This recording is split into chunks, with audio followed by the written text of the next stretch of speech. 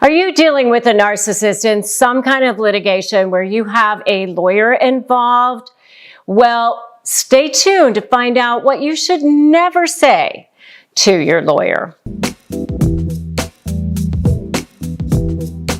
Hi, I'm Rebecca Zung, and I have been recognized as one of the top attorneys in the country, and I have written 2 best-selling books, Negotiate Like You Matter and Breaking Free, a Step-by-Step Divorce Guide, and I've helped millions of people go from lives of crazy drama, trauma, and chaos, toxic personalities, the worst thing that you could possibly think of, and I've given them step-by-step guidance, either as an attorney or right here on my channel, through my Slay programs, through my private coaching, and I've helped them gain access to knowledge, methods, and strategies which have allowed them to live their lives authentically and create new beginnings and new futures. And if that's what you want, then it's time for you to subscribe to my channel and hit that notification bell, and that way you'll get notified when I upload new videos. So let's talk about you and your lawyer and your relationship with that lawyer. I'm quite familiar.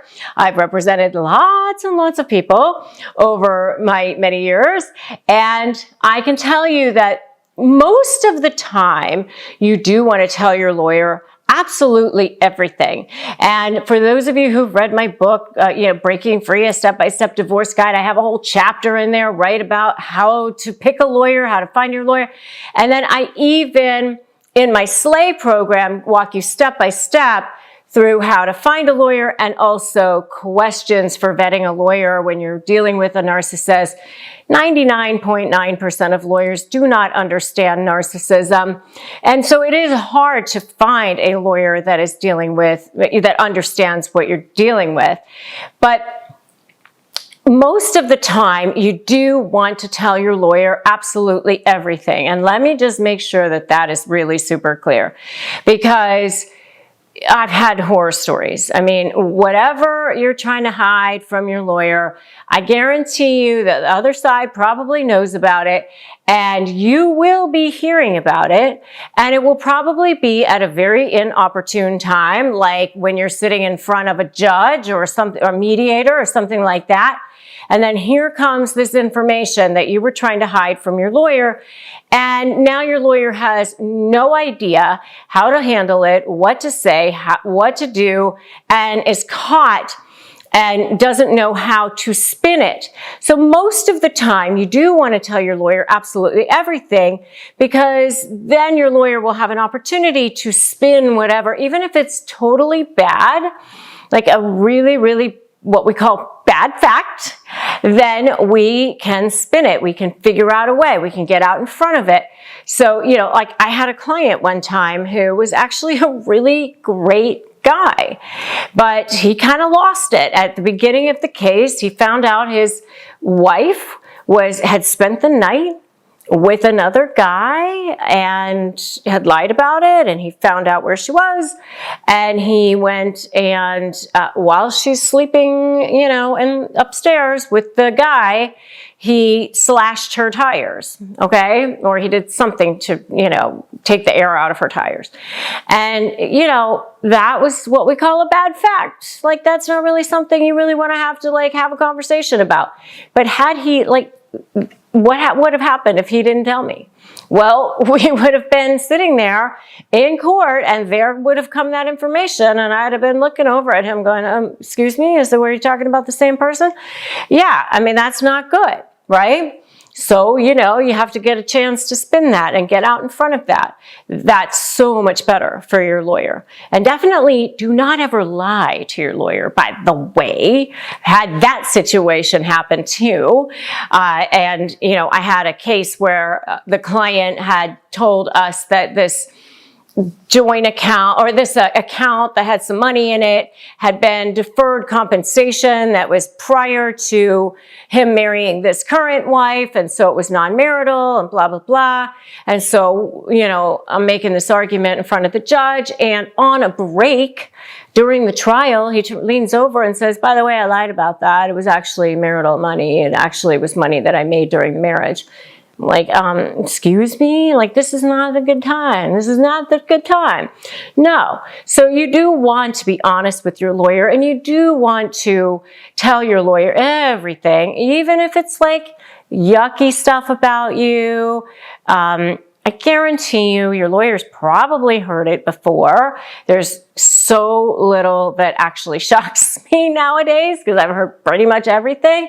So most of the time you do want to tell your lawyer absolutely everything. And if you are so ready to have the information that you need to get out of this relationship and break free, give me a break free in the comments. So, I mean, sometimes you can have a lawyer that's not the greatest lawyer too, and, you know, you're trying to tell them things, or maybe they're not listening to you or whatever. And if you want to know more about when it's time to fire the lawyer that you have or get out of the relationship with the lawyer that you have, check out my video on signs that it's maybe time to fire your lawyer. Lots of good information in there. So let's talk about what you should not really just say to your lawyer. And that's where I come down to, you just don't want to say anything to your lawyer that's going to cause your lawyer to lose confidence in you as a person. Meaning, you don't want to just say, you know, that person is crazy, or that person's a narcissist, or these kind of big pronouncements like that without like backing it up is actually not going to be helpful for you. Because if you come across as really, really emotional and you're just saying things and you're spewing things, your lawyer is actually going to start to be like the rest of the world and not necessarily believe you and not necessarily have your back. So you don't want that to happen. You don't want your lawyer to actually start turning on you. And, you know, another thing that can kind of make a lawyer start to turn on you is if you start questioning things that they're doing, if you start questioning every little thing. I mean, I had a client who called me up one time and said, I have a friend who has a friend who's a paralegal in Maine, and they want to know why you're not doing this, this, and this. And I'm like, I think that you should hire the paralegal in Maine. That's what I think that you should do. I mean, because your lawyer at that point is just going to be like, I don't want to have to deal with you. And you don't want your lawyer to get to a point where they don't want to have to deal with you. Okay? And you know, just by calling people a narcissist or whatever, it's fine to say that, you know, but also be ready with backup. You know, what will make you a favorite of your lawyer is if you are, you know, controlled, that you are specific, that you give good information, that you are respectful of their time. Don't be demanding. You know, I had a client call me up one time, and she talked to my paralegal who told her that I was on my way in, and I had an early morning doctor's appointment. It was like 9 o'clock when she called, and my paralegal made the mistake of telling this woman that I had a doctor's appointment and that I would be in shortly. And the woman actually like spouted like, oh, I wish I had time to go to the doctor, you know, and all this other stuff, like basically saying I shouldn't be doing anything other than working on her case. That's the kind of thing that kind of turns your lawyer off, that makes your lawyer be like, I don't really want to have to deal with that client. I mean, the bottom line is, even though you're paying the lawyer is a person, and they don't want to have to deal with people who are attacking them or difficult or anything like that. So, you know, do make sure you tell your lawyer everything, but also be respectful of the relationship. Make sure that when you are saying things that you are coming across credible, that you have backup, that you have supporting documentation, that you can walk them through. It's really, really helpful if you have all of your documents in an organized fashion and that you get them to your lawyer on time. And if you have lots and lots of questions for your lawyer, do not send them like 100 emails a day, because some lawyers bill for every single one of those, first of all. But second of all, it's very hard for lawyers to keep up with all of that. Better to say, can I schedule a telephone conference with you? I have some things that I want to go over with you, or can I schedule a meeting with you? And then, you know, keep notes of all the things that you want to talk to your lawyer about, and talk to your lawyer about all of them at the same time.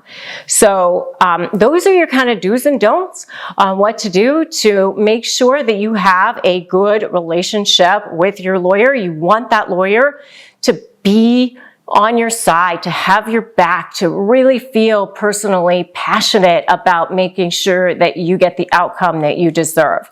And that doing what I'm saying in this video will help you to be set up and be put in a place where that can potentially happen. So if you're getting ready to negotiate with a narcissist, grab my free Crush My Negotiation Prep worksheet, and also come join me in my free private Facebook group, Narcissist Negotiators with Rebecca Zung. Make sure you like this video. Go ahead, like it. I see you over there. Just hit the like button and share it. And drop me a comment. Let me know what you were thinking. And also make sure you subscribe and hit that notification bell. Thanks so much for joining me. I'm so glad that you are here. And remember, today's a great day to start negotiating your best life. I'll see you in the next video.